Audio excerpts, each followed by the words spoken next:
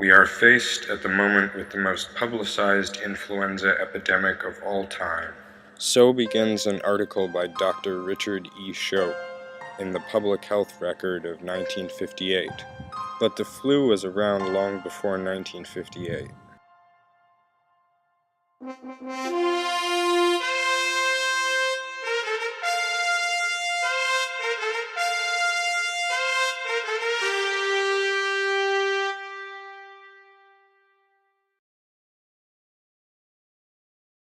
The term influenza was coined in 1357 from the Italian word for influence.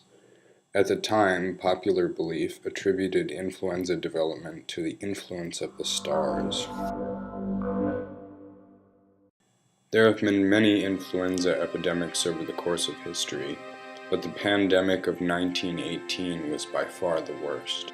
The 1918 pandemic infected about 1/3 of the world's population, approximately 500 million people, causing an estimated 50 to 100 million deaths worldwide. The fatality rate was especially high, above 2.5%, compared to rates less than 0.1% in other influenza pandemics. But why was the 1918 pandemic in particular so devastating? Influenza is a highly mutative virus, and it is likely that the strain spreading that year was particularly bad.